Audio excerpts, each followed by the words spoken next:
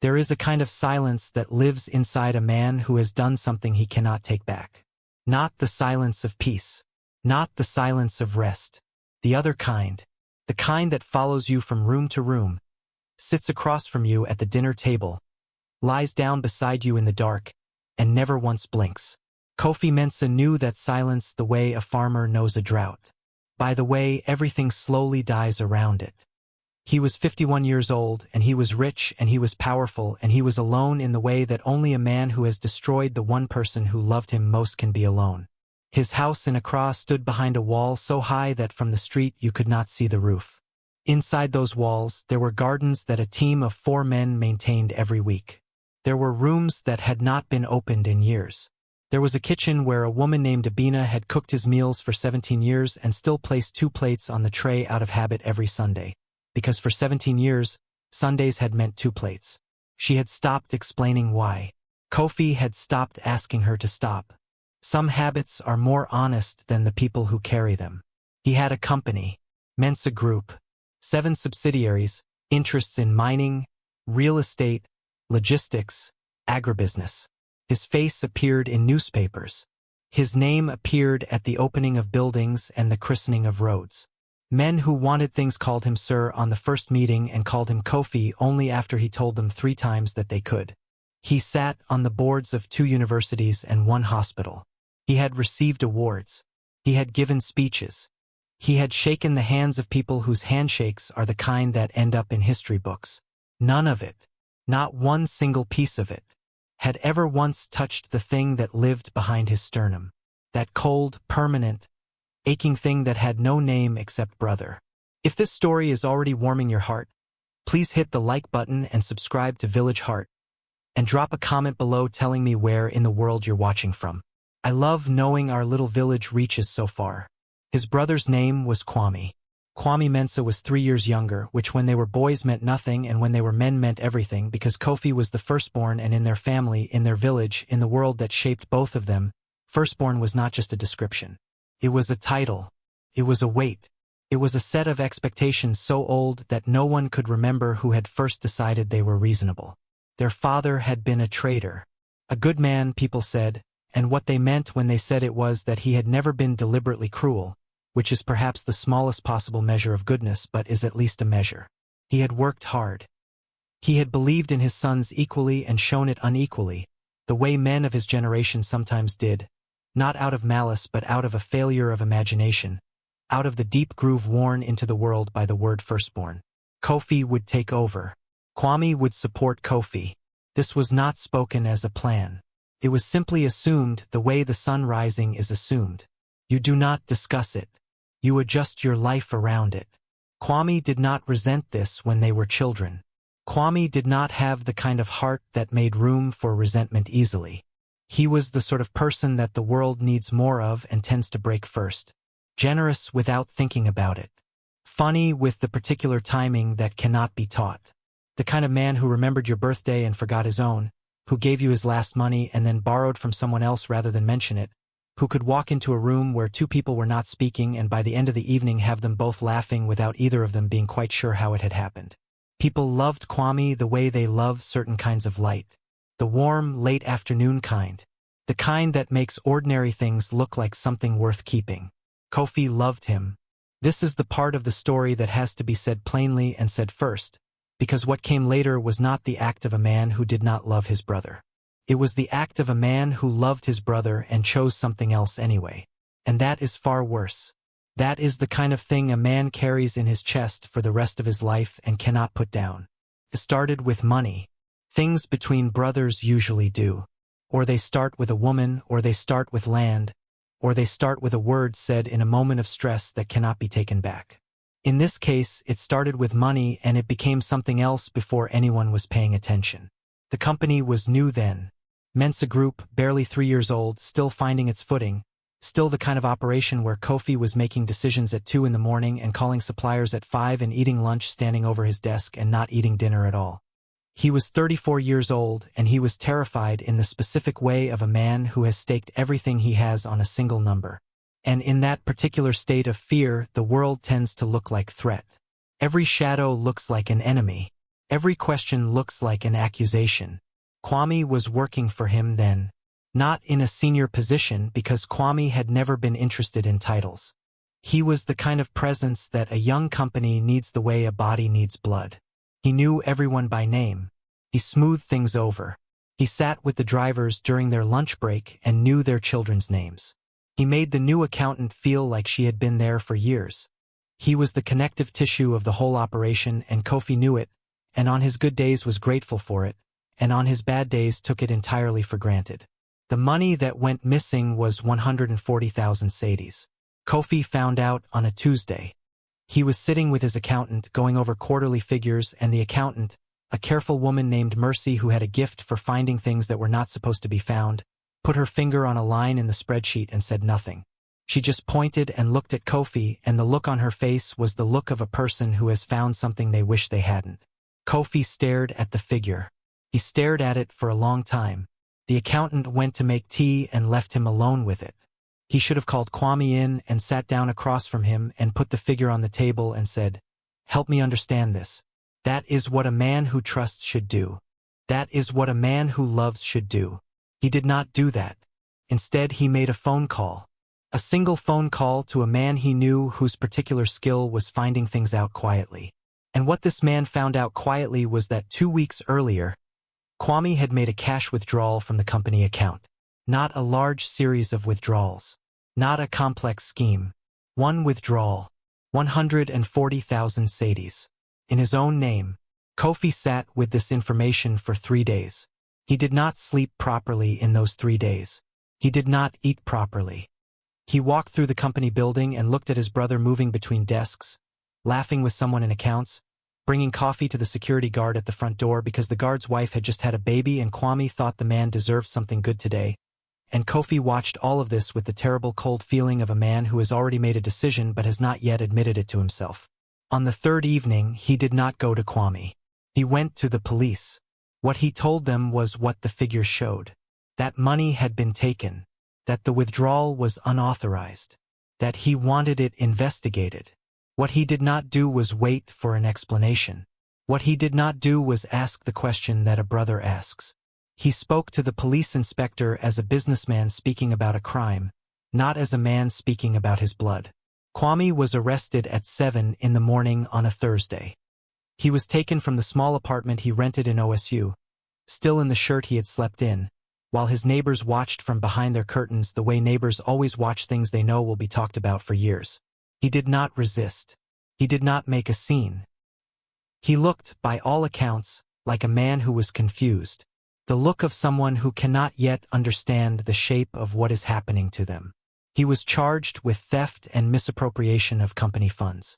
The case moved through the system with the particular speed that cases sometimes move when a man of Kofi's standing wants them to move.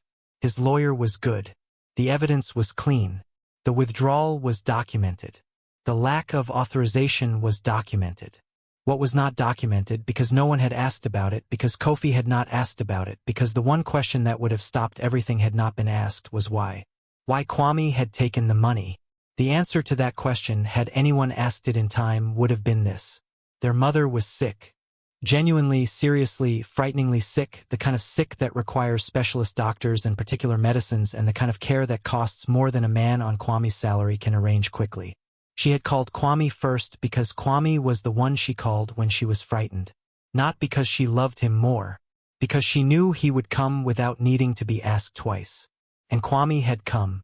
And he had seen what was needed. And he had gone to the company account and taken the money with the full intention of paying it back in installments from his own salary, which he had even begun doing, the records showing 2 small return deposits in the weeks before the arrest. Deposits that looked like nothing significant on their own, but that, together with the withdrawal and the hospital receipts that sat in an envelope in Kwame's apartment that nobody had asked to see, told a completely different story. Their mother survived. She was treated. She recovered, eventually, slowly, the way women of her generation recover from things. They are not fast recoverers. They are determined ones. Kofi paid for the rest of her treatment. Once he understood what had happened. He paid for it quietly. He did not speak to her about Kwame while he paid. She did not know for a long time what had happened. No one told her. The The family closed around the silence the way a wound closes. Imperfectly, with scar tissue that changed the shape of everything. Kwame went to prison. He served 10 years. He was 31 when they took him away in the shirt he had slept in. He was 41 when they released him, on a morning in February when the air in Akua was thick with harmattan dust and the whole world looked amber and distant and the future was a thing that existed only in theory. There were things that happened to Kwame in those 10 years that he did not speak about later, not because he was protecting anyone, but because there are experiences that resist language, that exist in the body in a way that words cannot reach. He learned things in that place that a man like him should never have needed to learn. He developed a stillness he had not had before, a quality of patience so deep it had become structural, like something that had moved all the way through him and settled into his bones. He did not hate his brother. This is the part that is hardest to explain and hardest to believe and is nevertheless true. Kwame lay on a thin mattress in a cell he shared with 3 other men and thought about his brother the way you think about a person who has done something to you that you cannot explain. Not because it is inexplicable, but because explaining it requires you to understand it, and understanding it requires you to consider that love and fear and pride and ambition can live inside the same man at the same time and produce something terrible without the man ever believing himself to be terrible. He thought about his brother the way he thought about their father. With grief. With a specific, particular grief that has no name in most languages but should. He did not hate him. He did not forgive him yet either. He was honest enough with himself to know the difference. What Kofi was doing in those 10 years is harder to describe because it happened underneath the surface of things. Outwardly, Mensah Group grew. It became what it was now. The wall behind which the gardens were tended by 4 men. The rooms that had not been opened. The Sundays with 2 plates. Outwardly, Kofi Mensah was a success story. He gave the speech about hard work and vision. He accepted the awards with the appropriate modesty. He shook hands with the right people at the right times. Inwardly, he was living in a room with no windows. The first year he told himself it was justified. The evidence had been clear. The law was the law. He had been wronged. A man has a right to protect what he has built. He told himself these things and they fit, more or less, the way a bad shoe fits when you are not yet willing to acknowledge the blister. The second year the blister announced itself. The third year he found out about their mother. He found out by accident, through a cousin who did not know she was saying something Kofi didn't know, who mentioned in passing that the hospital in Kumasi, God had been so good, the specialist there had done such good work, and thank God Kwame had gotten the money in time. Kofi had gone home that evening and stood in his kitchen for a very long time. He did not go to the prison. He told himself he was waiting for the right time, which is a thing people tell themselves when they cannot yet face the wrong they have done, and the right time is never a time that arrives. By the 5th year he had hired a lawyer and looked into appeals and found that the evidence, cleanly documented as it was, left very little room. The withdrawal was real. The authorization was absent. Without a full retraction of the charges, without Kofi himself walking into a room and saying I was wrong, there was no mechanism. He could not walk into a room and say I was wrong. Not because he did not believe it. He believed it completely by the 5th year. He believed it in the way you believe something that has changed the texture of your sleep for 5 years. He could not say it because saying it meant becoming, in front of the world, in front of himself, the man who had sent his brother to prison for taking money to save their mother's life. That man. He was not sure he could become that man and survive it. So his brother remained in prison. And Kofi remained in his house behind the high wall. And the silence between them was not the silence of 2 men in conflict. It was the silence of one man's cowardice. And it was the loudest thing in every room Kofi entered. On the morning of the day everything changed, Kofi woke early, as he always did, before the light was fully decided about what it intended. And he lay in his bed and looked at the ceiling and felt the weight of his life pressing down on him with the particular heaviness that comes not from working hard but from carrying something that should have been put down years ago. He was going to the village. He had not been in 6 years. He had told himself there was no time, which was the lie a successful man tells himself when what he means is there is no courage. His mother was still alive. She was 73 and she was small, and she had survived the illness and the loss of her youngest son to a prison and the silence of her eldest son to something she understood but could not name. And she was still alive, standing in her compound each morning, watching the road the way old women watch roads when they have learned that the important things arrive from the direction you are not looking. He dressed in the dark. He did not take his driver. He drove himself, which was something he almost never did anymore, and there was a quality to the silence of driving alone at that hour that he had forgotten. The road was long and dark, and the headlights cut through the Harmattan haze, and the world outside was quiet and enormous and indifferent, and for a moment Kofi felt, behind the wheel of his own car at 5 in the morning on a road he had not driven in years, something almost like the person he had been before everything happened. Almost. He reached the village at mid-morning. The Harmattan had softened. The light was warm and flat on the red earth, the kind of light that makes everything look like memory. He parked outside the compound and sat for a moment with the engine off. The compound was smaller than he remembered. They always are. The wall had been repainted at some point, a pale yellow that had faded unevenly. The mango tree he and Kwame had climbed as boys was still there, enormous now, casting shade over half the yard. Someone had planted flowers along the base of the wall, orange and white, neat and purposeful, the kind of planting that takes regular attention. He got out. He stood in the road and looked at the compound. A child he did not recognize peered at him from the gateway. 8 years old, perhaps, or 9. A girl with an expression of frank assessment that small children deploy before they have been taught to disguise their curiosity. He said, "Good morning. Is Maame Akua here?" The girl looked at him for another full moment, completing her assessment. Then she disappeared into the compound. He waited. What came through the gate was not his mother.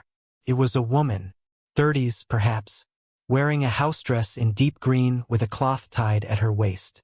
She was wiping her hands on a kitchen rag, and she had the particular manner of someone who has been interrupted in the middle of doing something that mattered.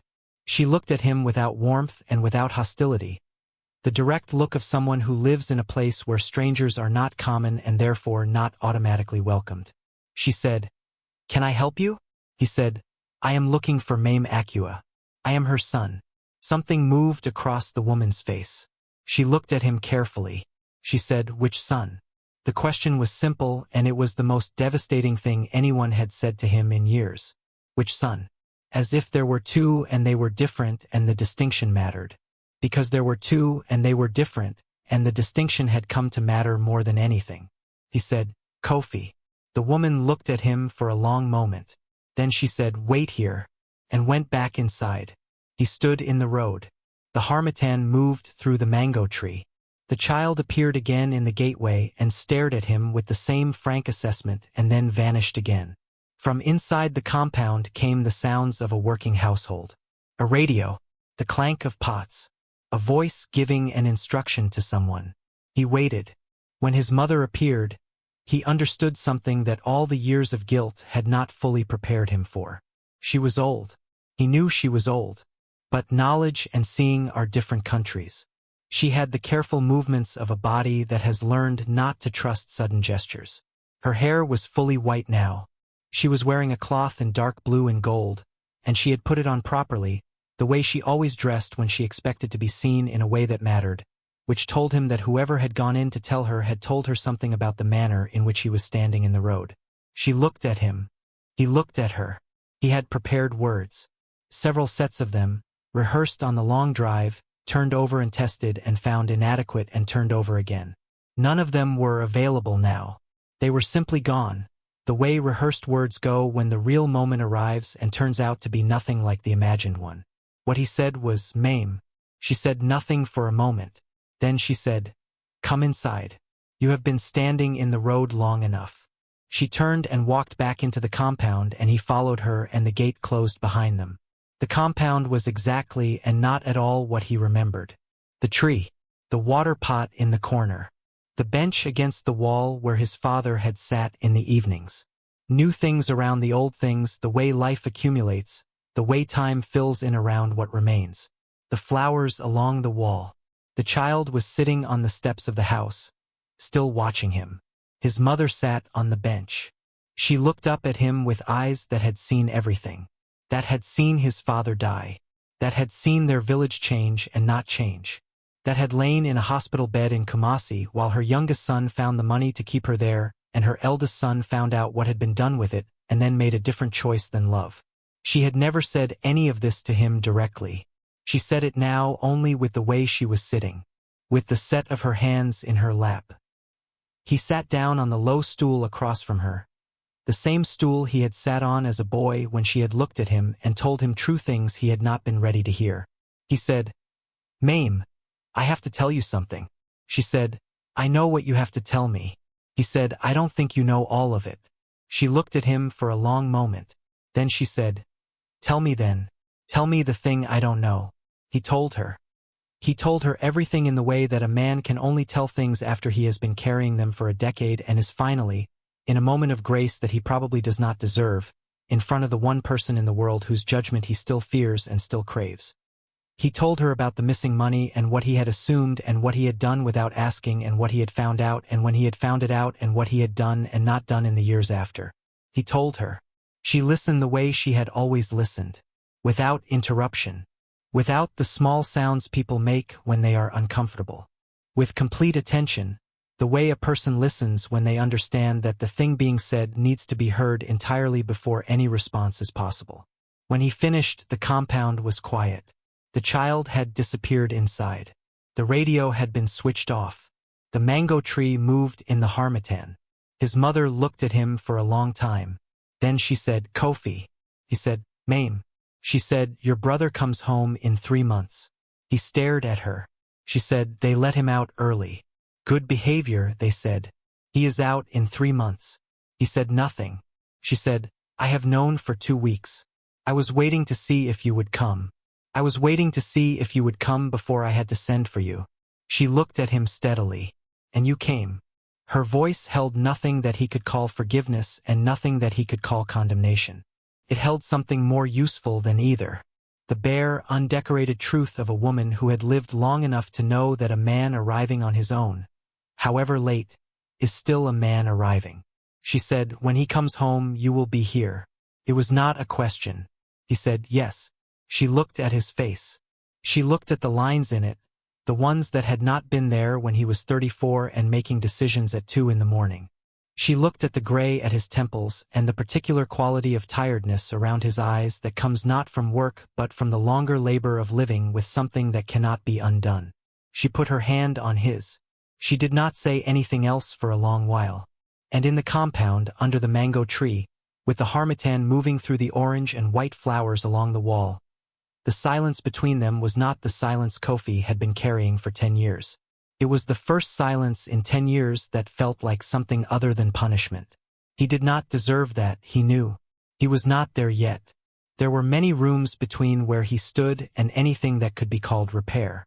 But his mother's hand was on his and the gate was still open behind him and his brother was coming home in 3 months. He stayed the whole day. He stayed the whole day and into the evening, and his mother fed him the way she had always fed him, without ceremony, without making a production of it, setting food in front of him because food was what she had and it was what she knew how to give.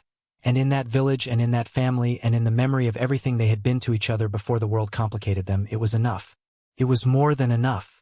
It was the specific language of a woman who loves imperfectly expressed people and has learned that feeding them is sometimes the only conversation that works.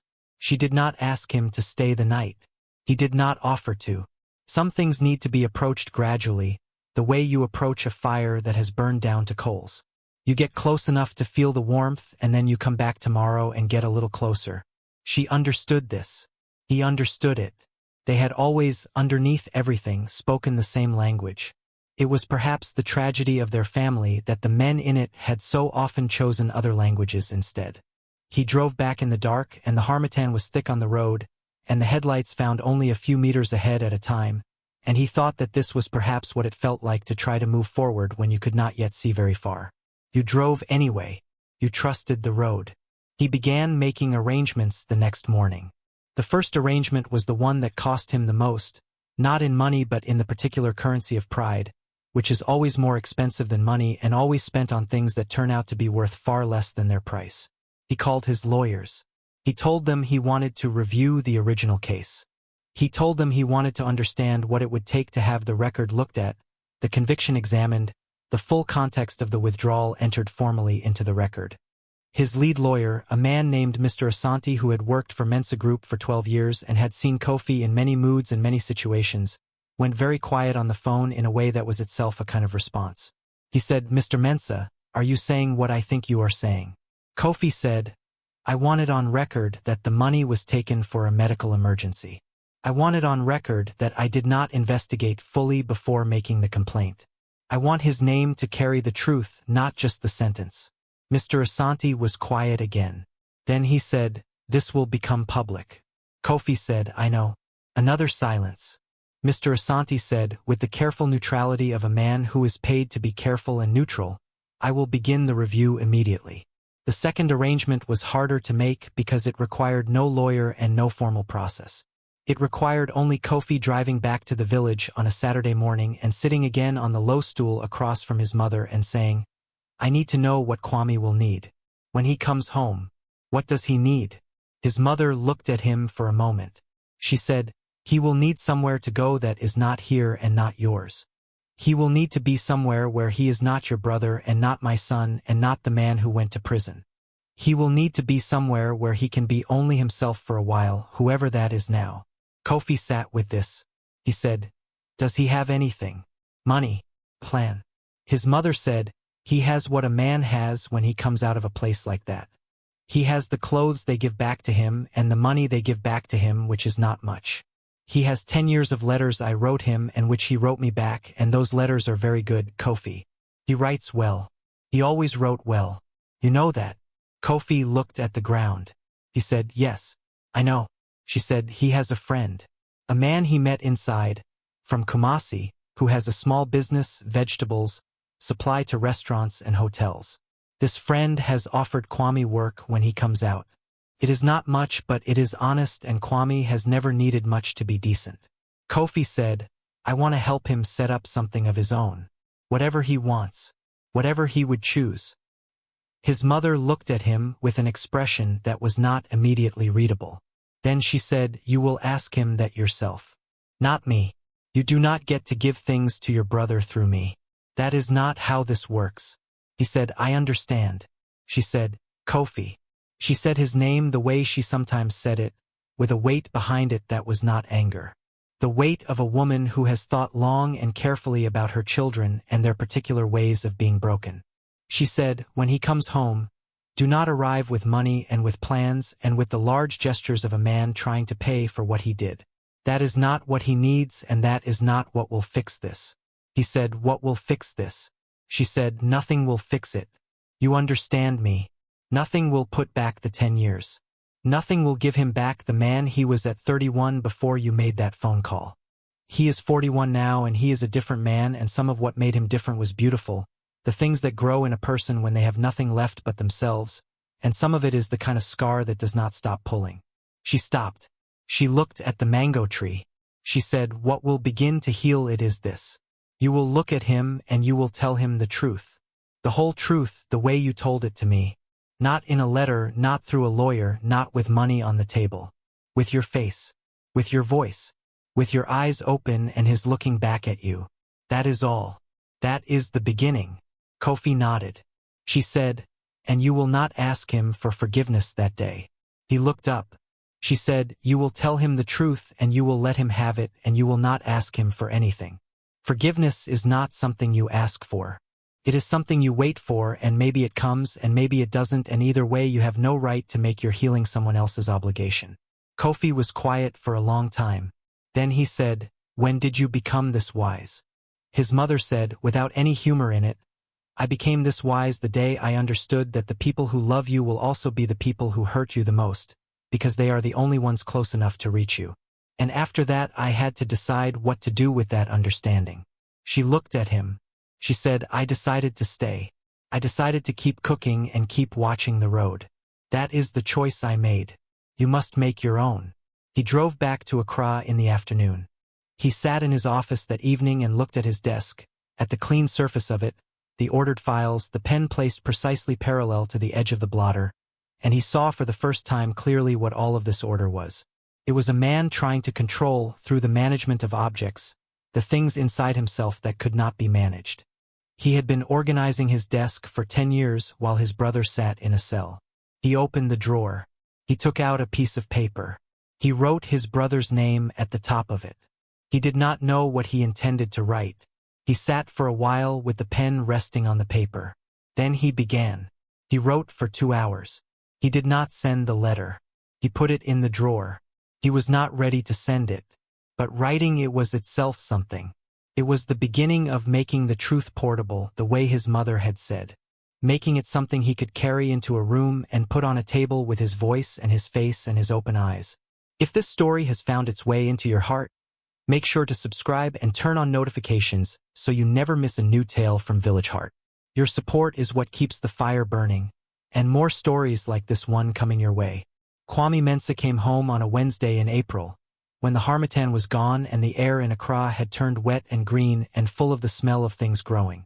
He came by road from Kumasi in a car driven by the friend his mother had mentioned, the man with the vegetable business, a large quiet person named Cedis who had been inside for 8 years on a different matter and who had come out 4 years before Kwame and built his small honest business and who had the specific quality of steadiness that a person develops when they have been through something that stripped them of everything ornamental and left only what was essential.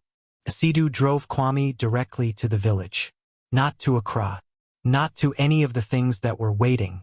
To the village, to the compound, to the mango tree and the bench and the old woman who had written him letters for 10 years and never missed a month. His mother was waiting in the compound. She had been waiting since early morning, though she had not been told an exact time. She had simply gotten up before the light and dressed in her best cloth and sat in the compound and waited because some arrivals you do not leave to chance. Some arrivals you receive with your whole self ready and nothing else occupying your hands. When Kwame walked through the gate, she did not speak. She stood up. She looked at him.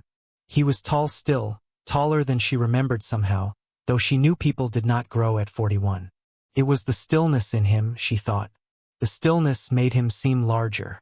He was thinner than he had been. His face had the quality of wood that has been worked and worked until its grain is visible, until the thing beneath the surface has been brought all the way through. His eyes were the same. This was the thing that made her breath break in her chest. His eyes were exactly the same. He came across the compound slowly. He stood in front of her. He said, "Maame." She put both her hands on his face. She looked at him for a very long time. She said nothing for that time. She was taking inventory. She was counting what was present and what was missing, and she was doing it with her hands and her eyes because some knowledge is not for words. Then she said, "You are here." He said, "I am here." She said, "Come and sit down.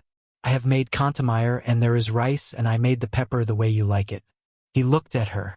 He said, "Maame, we have not seen each other in a year. The last visit was 1 year ago." She said, "I know when I last saw you. I counted every day. Now come and sit down. Food first. Everything else after." He sat down. He ate. He ate the way a man eats when he has returned to the place where he first learned what it meant to be fed, not just fueled but fed, with the specific knowledge that someone who loves you chose these ingredients and applied these spices and thought about what you like while their hands were working. He ate slowly and with attention, and his mother sat across from him and watched him, and the watching was its own kind of love. After a while he said, "Maame, where is Kofi?" She said, "He will come." Kwame was quiet. He looked at the compound. He looked at the mango tree. He said, "Has he been here?" She said, "Yes. He has been coming." Kwame absorbed this. He said nothing more about it.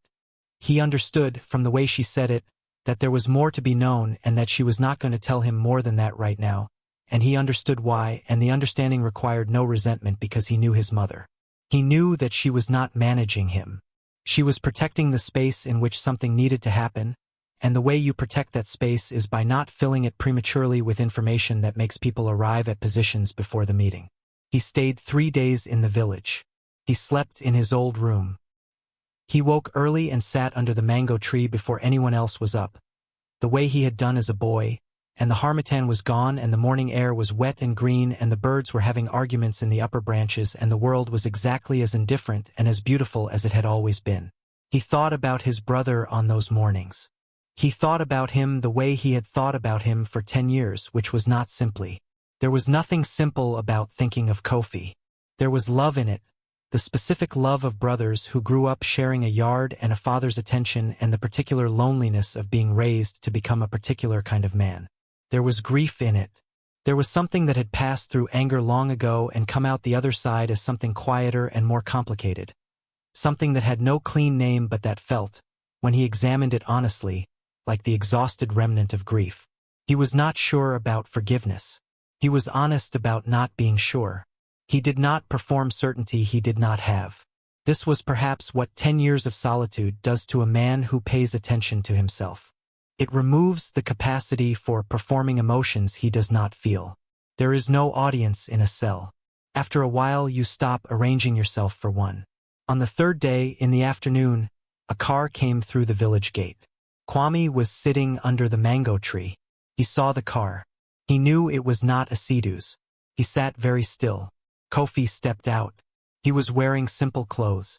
Not the suits Kwame associated with the version of his brother he had last seen at 34, confident and pressured and making decisions that cost more than he understood. Plain shirt, dark trousers. He looked older. He looked like a man who had been through something, and Kwame, who knew what that looked like from the inside, recognized it from the outside without effort. Kofi stood by the car. He saw Kwame under the tree. He did not move for a moment. Then he walked across the compound. He stopped a few feet away. He stood there. He was looking at his brother's face with an expression that Kwame could read completely, because it was the expression of a man who has imagined this moment 10,000 times and has now arrived in it and found that imagining it was nothing, was not even a rehearsal, was just a way of not preparing at all. Kwame looked at him. For a long time neither of them spoke. In the compound the birds continued their arguments in the mango tree. The child who lived there now appeared at the door of the house, and then retreated when she felt the quality of the air between the two men. Kofi said, "Kwame." Kwame said, "Sit down." Kofi looked at him. He sat down on the ground, because there was no stool nearby and the ground was where Kwame had directed him, and this was not the moment to go looking for a stool. He sat on the earth of the compound in his plain shirt and looked up at his brother. Kwame looked down at him. He said, "You look terrible." Kofi said, "I know." Kwame said, "You look like you have not slept in 10 years. Kofi said, "I have not. Not properly." Kwame looked at him for a long moment. Then he sat down on the ground too, a few feet away with his back against the tree. They were both sitting on the earth of the compound under the mango tree, the way they had sat as boys when the world was simple, and there was no weight between them except the comfortable weight of being alive together in the same place. Kofi said, "I am not going to ask you to let me explain. I am going to explain, and I am not going to ask you for anything. You can do with what I say whatever you need to do." Kwame said nothing. He was listening. Kofi told him everything. Not the version he had told his mother, which had been the truth but filtered through 10 years of managed guilt. He told him the unfiltered version. The phone call he had made instead of coming to sit across from his brother. The 3 days he had spent watching Kwame move through the office and not once asking. The specific cold quality of the fear he had been living in at the time, the fear of a man who had staked everything and felt it threatened, and how that fear had looked at the withdrawal figure and seen betrayal before it had considered any other possibility. He told him about the moment he found out about their mother, and the particular quality of that moment, what it had felt like to understand in a single instant the full scope of what he had done. He told him about the years after, the attempts at appeal, the inability to walk into a room and say the thing that needed to be said because the saying of it would have required him to look at himself in a way he had not been ready to look. The wall around his house, the rooms that had not been opened, the silence. He told him all of it. Kwame listened without moving. He sat with his back against the mango tree and his hands loose in his lap, and he listened the way their mother listened. Completely the way a person listens when they have learned that patience is not just a virtue but a form of power, a form of seeing more clearly than the person speaking. When Kofi finished, the compound was very quiet. Kofi said, "I have been working on the formal record. My lawyers have filed. I want your name to carry the truth. I cannot give you back what was taken. I have understood that for a long time. But I can make sure the record says what actually happened." Kwame said nothing for a moment. Then he said, "Kofi." Kofi looked at him. Kwame said, "I knew you would come eventually." Kofi stared at him. Kwame said, I am not saying it the way it sounds. I am not saying I was waiting for you to come so I could forgive you and everything would be fine. I am saying I knew, somewhere in me, that you were not a man who could carry this forever without breaking under it. I knew because I know you. You are my brother. I have known you since before either of us knew what knowing was. He was quiet for a moment. He said, in there I was angry. I will not lie to you about that. For a long time I was very angry. Not loud angry. The kind of angry that has no sound, that just sits in your chest like a coal. I was angry at you and I was angry at myself for not having left a clearer record of what I had done and why. I was angry at the system, at the speed of it, at the way the money was a fact and the reason was invisible. He looked at the mango tree above them. He said, then after a while I stopped being angry. Not because I decided to. Not because I forgave anything. Just because anger is expensive. You cannot run on it forever.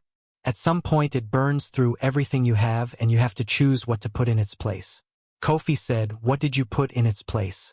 Kwame thought about this. He said, I put in other things. Reading.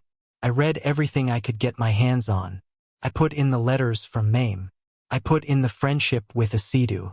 I put in learning how to make things grow in the small outdoor space they gave us, tomatoes in pots, a kind of small garden. It sounds simple, but there is something about putting a seed in soil and watching it become something that is very good for a person who is trying to remember that things can still grow. He paused. He said, and I put in thinking about you. Not with anger. Thinking about you the way I think about anything I am trying to understand. Trying to understand how the person who is my brother, the person who shared my childhood and my father's gravity and my mother's food and everything, how that person made that phone call. And I think I do understand it, Kofi. Not excuse it. I am not saying it was acceptable, but I understand the shape of it. I understand what fear does to a person. I understand that a man in enough fear will reach for what feels like control even when the thing he grabs is the most destructive thing in the room. Kofi said nothing. His eyes were full. He was not crying. He was holding it by a very thin margin. Kwame said, I am not going to tell you today that I forgive you. I told you I am an honest man. I don't know yet what I carry and how long it will take to carry it differently. But I will tell you this. I am glad you came.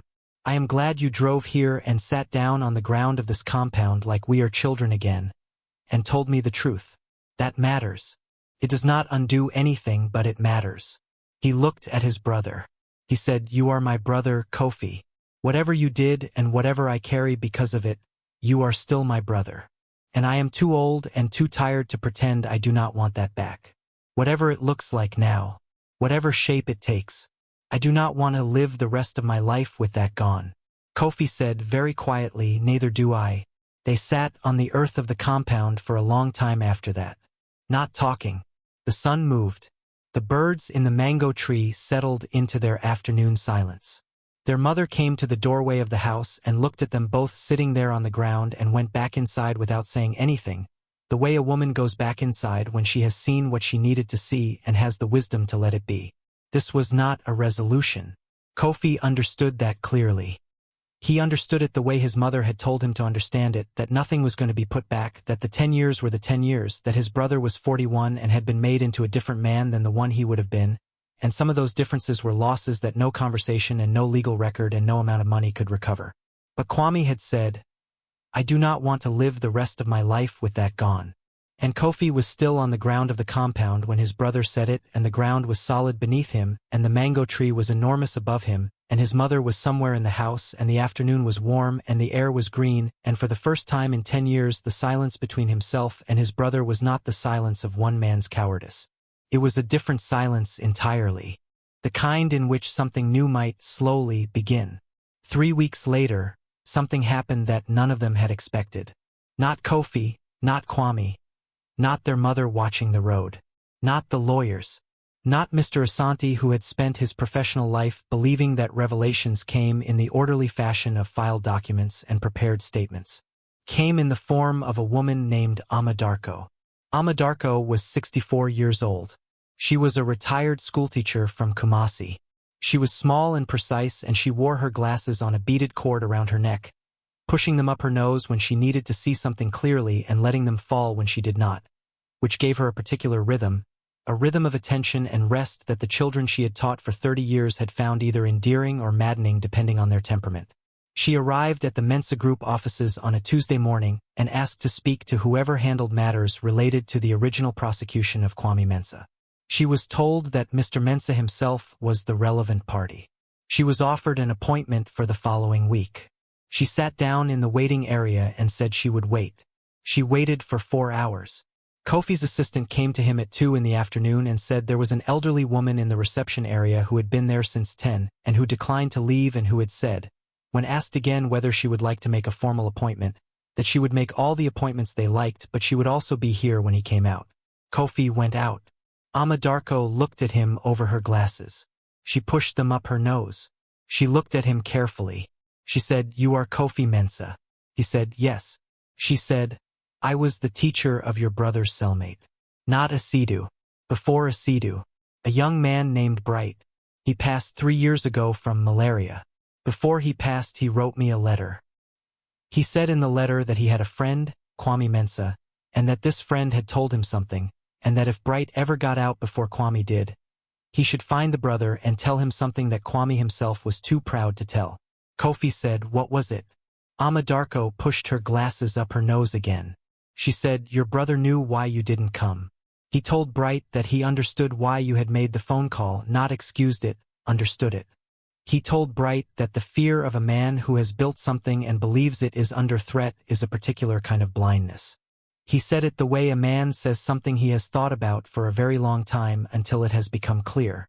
He also said, and this is the part that Bright wanted you to know, he said that what hurt him most was not the prison." She paused. She looked at Kofi directly. She said, "He told Bright that what hurt him most was that you had not come to him first. That you had looked at the evidence and decided before you looked at his face. That you had made him a stranger." The office was very quiet. She said, "Bright said your brother cried when he said that. Only once. And then he put it away and did not take it out again the way Bright described it, for as long as Bright knew him." Kofi stood in the middle of his own reception area with people moving around him who had learned not to appear to be listening. He stood with this information and felt it move through him in a way that was beyond discomfort and beyond pain and into something else entirely, the specific quality of understanding that comes when the thing you have been carrying is named precisely and correctly and you hear its true name for the first time. He made a decision in that moment. Not a business decision. Not a strategic decision. A decision of a different kind, the kind that costs you the most and returns the most and cannot be made until you are ready to be smaller than you have been. He said, "Mrs. Darko, will you come with me?" She pushed her glasses up her nose. She said, "Where?" He said, "I would like you to tell my brother what you just told me. In front of him. I would like him to know that Bright kept his word. And I would like to sit across from him when that happens." She looked at him carefully. The way she had looked at children for 30 years when she was deciding whether they were telling the truth. She said, "All right." She stood up and picked up her bag and followed him out of the building. A small, precise woman with her glasses on a beaded cord, and Kofi called his driver and they drove toward a meeting that none of them had planned and that all of them, in the deep grammar of the story they were living, had been moving toward for 10 years. Kwame was at Asidu's place when they arrived. A small yard behind the vegetable depot in Medina, where Asidu had set up a table under a corrugated roof and where the two of them had fallen into the habit of eating lunch together every day, the way men who have survived the same thing fall into habits of proximity without discussing it. There was always food. There was always the particular comfortable silence of people who do not need to explain themselves to each other. Kofi called ahead. He did not explain who was with him. He said only, "I am coming. I need you to stay there." Kwame was quiet on the phone for a moment. Then he said, "All right." When the car pulled into the yard, Kwame was standing near the table. He watched his brother step out. He watched the small woman step out after him. He looked at her the way you look at something unfamiliar that nonetheless carries a feeling of significance, the way certain faces carry a memory you cannot place. Kofi said, "Kwame, this is Mrs. Ama Darko. She was the teacher of a man named Bright."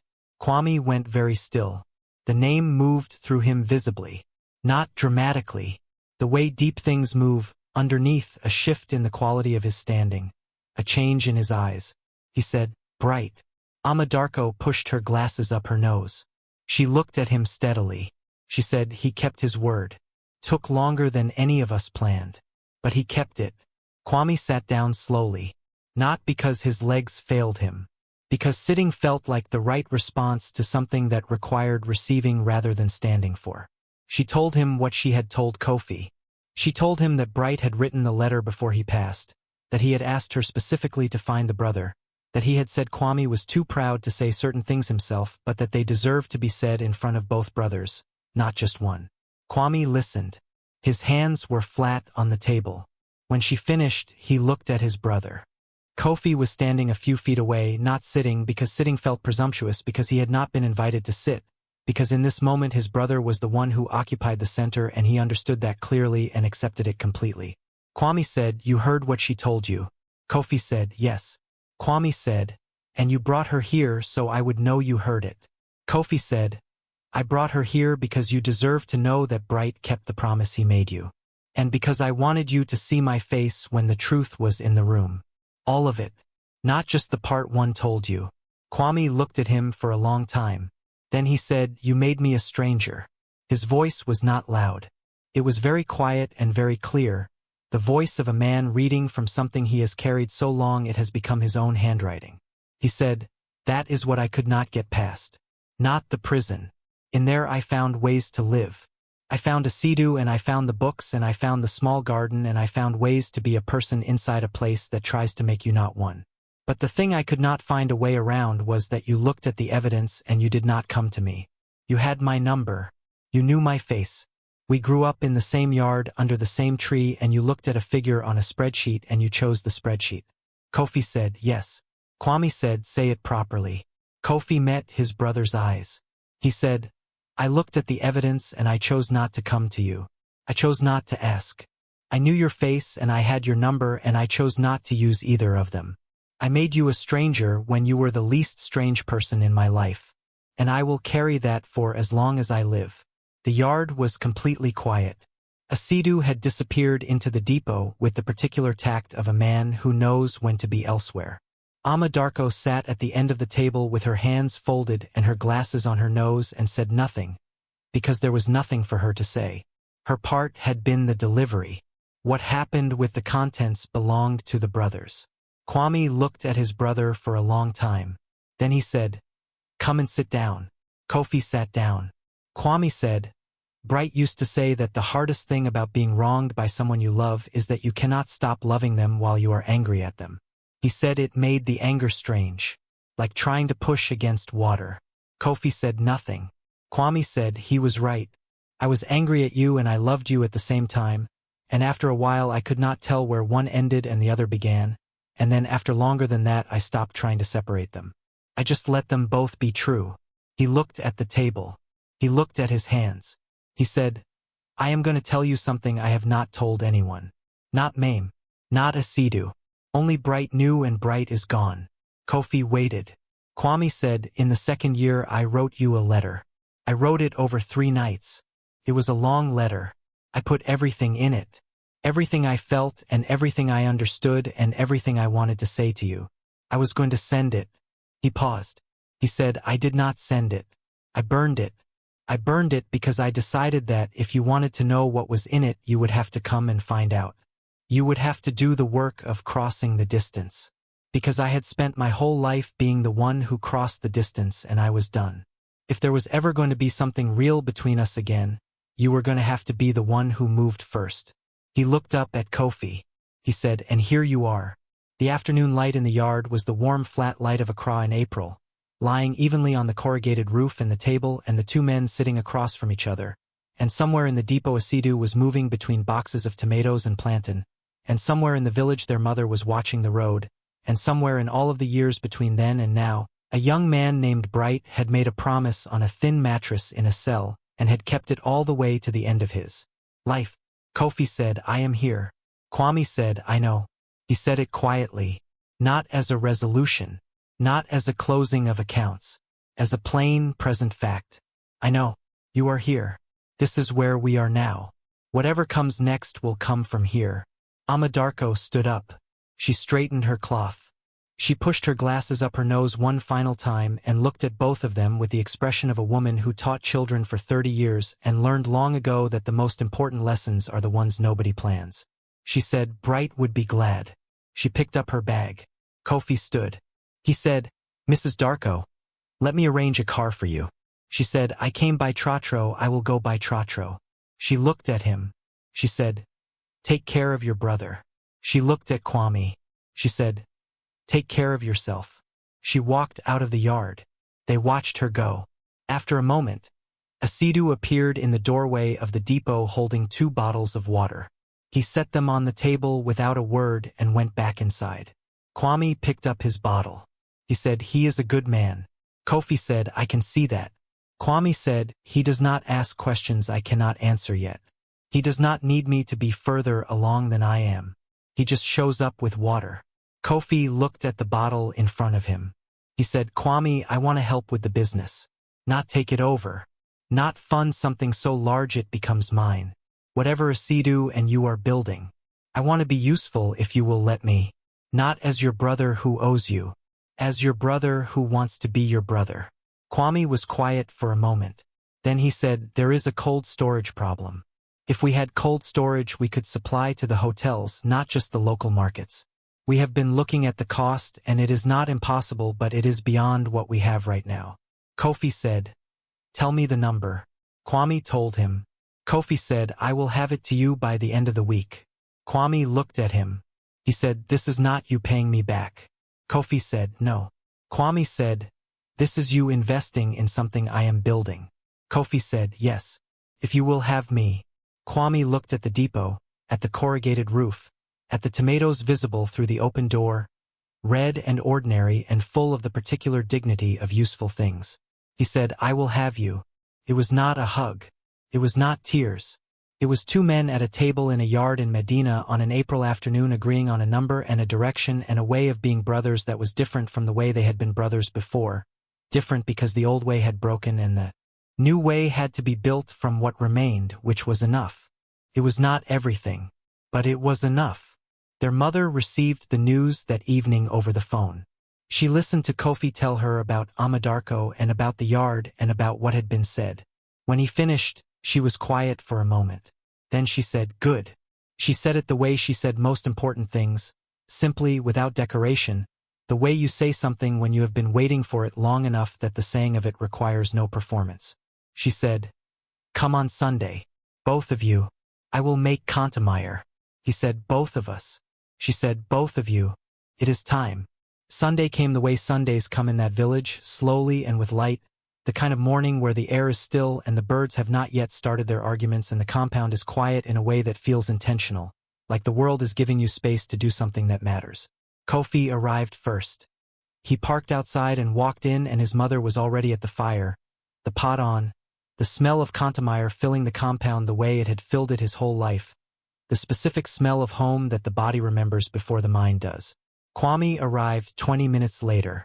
He came with Cedis, who waited outside in the car because he understood without being told that some spaces belong only to the people who grew up in them. Kwame walked through the gate. He looked at his brother standing in the compound. He looked at the mango tree. He looked at the bench where their father used to sit and where their mother had sat for years watching the road and waiting. He said, "The flowers look good." Kofi said, "She planted those." Kwame said, "Of course she did." Their mother appeared in the doorway. She looked at both her sons standing in her compound in the morning light. She looked at them for a long moment the way she had looked at Kwame when he came home, taking inventory, counting what was present. Then she said, "Wash your hands. Food is almost ready." They washed their hands. They sat down at the table she had set in the compound, under the shade of the mango tree. She brought the food. She sat down with them. 3 people at a table in a compound in a village on a Sunday morning. The food between them and the tree above them and the years behind them and the road ahead still long and uncertain and full of everything that had not happened yet. They ate. They talked, not about the large things, not yet. Those conversations would come gradually over many meals and many Sundays and many mornings under the mango tree. They talked the way families talk when they are beginning to remember how. Small things. Cedis' cold storage plan. A neighbor's new baby. the state of the road into the village which had not been properly repaired in 4 years. Their mother's opinion of the current quality of tomatoes in the market which had declined, she said, and she did not understand why, and something should be done. Kwame caught Kofi's eye over their mother's complaint about the tomatoes. Something moved between them. Not a joke. Not a performance of brotherhood. Something quieter and more real.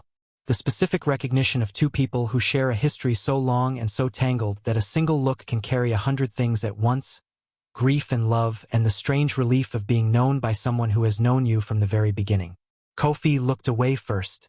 He looked at the mango tree, at the branches enormous above them. He thought about two boys climbing it and being told not to, and climbing it anyway because some things you do not yet understand are dangerous until you are up in them and looking down. He thought about all the ways a person can be up in something dangerous and looking down and choosing wrongly. He thought about 10 years of rooms that had not been opened, and a table set for Sunday with 2 plates and a wall so high you could not see the roof from the street. He looked at his brother eating their mother's contamire in the compound of the house where they had both been boys, on a Sunday morning in April, alive and present and willing to be here. He thought, this is not everything. He was honest enough with himself to know that the scar would pull for years. The record could be corrected, but the years could not be returned. His brother was a different man than he would have been, and some of those differences were losses, and they would show up in unexpected moments for the rest of both their lives. But his brother was here, and the gate was open, and their mother was telling them both with great authority about the tomatoes, and neither of them was going anywhere. There is a kind of silence that lives inside a man who has done something he cannot take back. Kofi had known that silence for 10 years. He knew every corner of it. He knew the way it followed you and sat with you and lay down beside you in the dark. He was not free of it yet. He did not imagine he would be free of it soon. But sitting under the mango tree in his mother's compound, with his brother beside him and the food on the table and the morning light warm on the red earth of the yard, the silence had changed its character. It was no longer the silence of a man alone with what he had done. It was the silence between two brothers who were still learning how to speak again. And that silence, with all its difficulty and all its distance still to travel, was the most hopeful sound Kofi Mensah had heard in 10 years. Thank you for sitting with this story all the way to the end. If it moved you, I think you'll find a home in the other videos on your screen right now. And if you haven't subscribed yet, come join us. There's always a place by the fire at Village Heart. Until next time.